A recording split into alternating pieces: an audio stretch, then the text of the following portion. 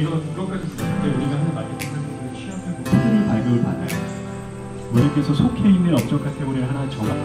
웹사이트에 있음에도 불구하고 어떤 발급을 하더라도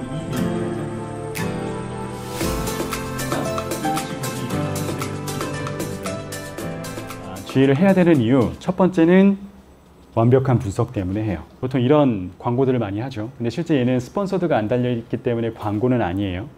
우리가 이 컨텐츠를 통해서 뭔가 성과를 냈다라고 판단할 수 있는 근거가 뭐가 있을까요?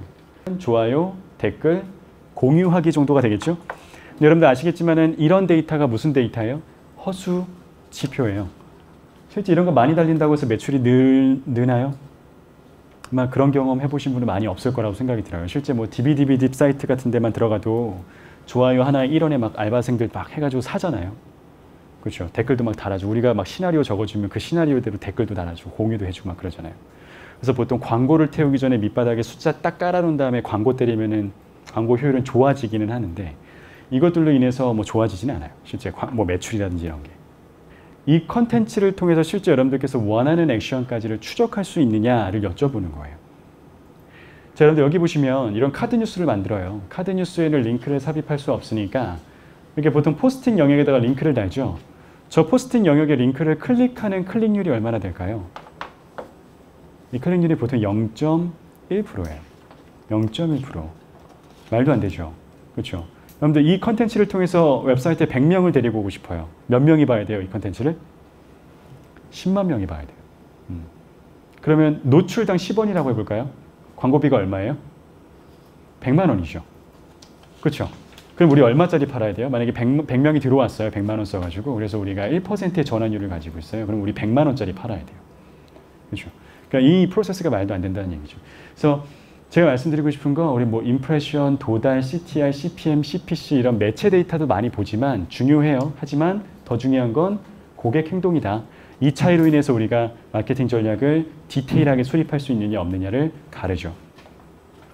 자, 이런 것들을 통해서 분석을 했어요. 여러분들 구매 전환율이 10% 나왔다라고 가정해 볼게요. 10%. 근데 이 10%로는 우리가 마케팅을 잘하고 있다는 생각이 안 들어요.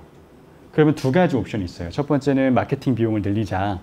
아니면 두 번째는 마케팅 잠깐 홀딩 하더라도 10%를 어떻게 하면 11%, 12% 늘릴 수 있을까를 고민하죠. 우리 뭘 먼저 해야 될까요? 후자를 먼저 하는 게 맞죠. 그렇죠? 그래서 우린 실험이라는 걸 해야 돼요. 제가 말씀드리고 싶은 게 G를 단순하게 리포트 툴로 쓰면 여러분들께서 여기서 우아 뭐 할 수 있는 게 없어요. 사실은. 물론 목표를 설정해가지고 매체 성과 분석을 할 수 있으나 아니면 잠재 고객 중에서 우리가 다시 리마케팅을 데리고 올 수 있는 고품질 유저를 발견할 수는 있으나 여기서 우아는 별로 없거든요. 실험을 하셔야 돼요. 여기 보시면 케이스바임이라고 실제 그 핸드폰 케이스를 커스텀으로 맞출 수 있는 앱 서비스가 있어요. 그 유니버셜 앱 캠페인이라고 이제 구글에서 진행하는 UAC가 있죠. UAC 진행하면 앱은 기가 막히게 다운받아요. CPI도 한 뭐 1,500원, 2,000원밖에 안 나와요. 근데 이들의 한 70%는 어때요? 앱을 다 지워요. 리텐션도 안 돼요. 그래서 결국에 유지되어 있는 CPI를 보면 어마어마하게 높죠. 그래서 저희가 어떻게 진행했냐면 실제 이 앱 다운로드를 앱스토어로 랜딩을 안 하고요. 모바일 페이지를 하나 만들어서 앱에 대한 충분한 설명을 한 다음에 앱 다운로드 버튼 클릭을 유도해요. 근데 좌측은 원래 있었던 모바일 페이지, 오른쪽은 이렇게 만들면 더 앱 다운로드 버튼 클릭을 잘하지 않을까? 라고 생각해서 만든 대안 페이지의 일부예요. 실제 이거 실험을 일주일 동안 돌리고요. 같은 링크를 클릭한 사람임에도 불구하고 누군가는 얘를 보고 누군가는 얘를 보는 거죠. 실제 얘를 먼저 본 사람의 버튼 클릭률이 좌측보다 250%가 높아요. 그러면 매출이 늘었을까요? 아까 우리 장바구니 예를 든 것처럼 매출이 늘어요. 근데 250% 늘지는 않아요. 왜냐면 앱도 다운로드 받아야 되고 중간에 구매하면서 이탈 과정도 발생을 하니까. 근데 매출이 늘어요. 중요한 건 뭐냐면 단 1원도 비용을 늘리지 않았어요. 커뮤니케이션 비용을. 광고비를 늘리지 않았음에도 불구하고 ROI가 향상이 된 거죠. 그렇죠? 이런 것들을 우리가 실시간으로 봐요.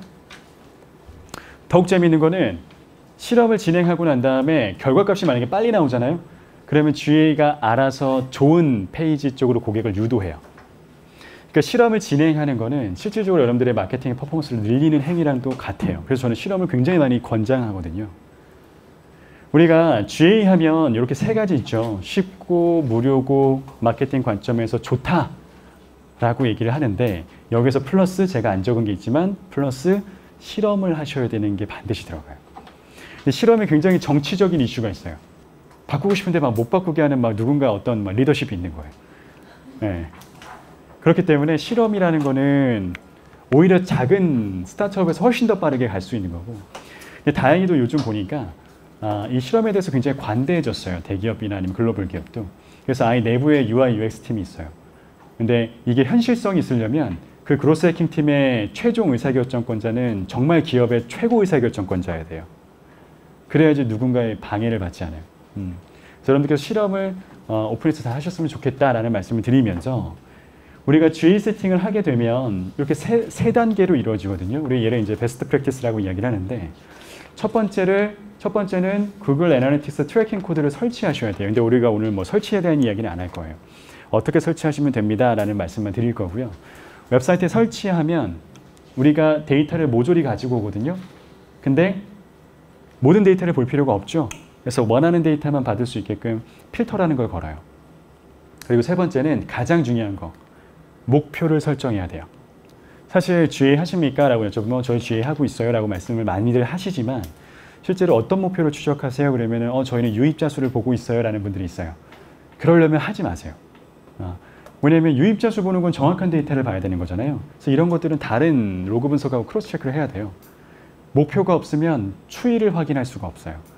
그래서 목표 설정이 반드시 들어가야 돼요.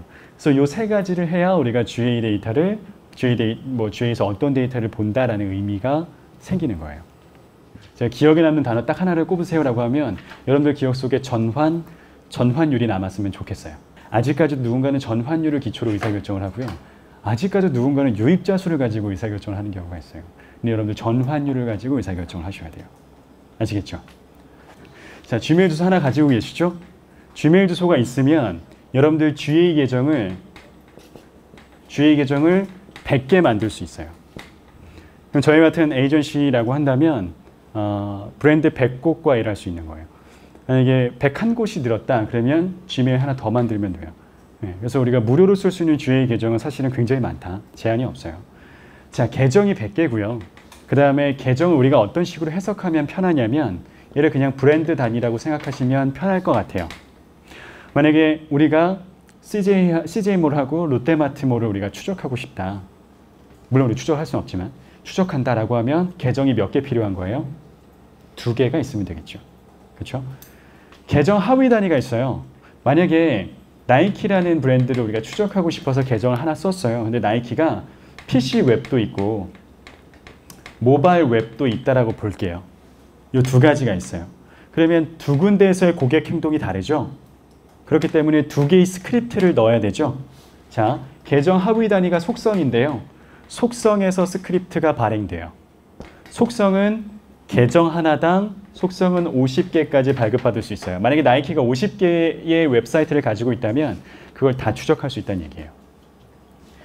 자, 그러면 PC 웹에다가 우리가 속성을 하나 깔았어요. 스크립트를 넣었어요. 그러면 우리가 데이터를 받죠. 그러면 약 150개 정도의 보고서를 받아요. 그럼 이 150개 보고서를 한 그룹으로 묶어서 우리가 보기라고 그래요. 보기. 프로필 혹은 보기라고 불러요. 이 보기는 속성 하나당 25개까지 발급받을 수 있어요. 25개. 사실 100, 50, 25개는 중요하지 않아요. 여러분들께서 만약에 대행사에서 일하시는 게 아니시라면 이 숫자는 중요하지 않고요. 계정 속성 보기가 무엇을 뜻하는지만 이해하시면 돼요. 브랜드, 웹사이트, 보고서라고 이해하시면 돼요. 그 다음에 보기 다음이 있어요. 보기 다음이 뭐냐면 목표가 있어요. 목표. 보기 다음이 목표예요. 그래서 목표는 보기 하나당 20개를 제작할 수 있어요. 여기서 차이점을 말씀드리면 계정 속성 보기는 만들고 삭제가 가능한데요. 목표는 한 번 만들면 삭제가 불가능해요. 그래서 만드실 때 최대한 이해관계자들하고 다양한 인터뷰를 해보면서 우리가 무엇을 추적할까라는 이야기들을 많이 나눠볼 필요가 있어요. 그래서 목표까지 세팅이 되면 그때부터 GA에서 우리가 데이터를 분석할 꺼리가 생기는 거죠. 자, 혹시 여기까지 궁금한 점 있으세요? 다 이해하신 거죠? 휴넷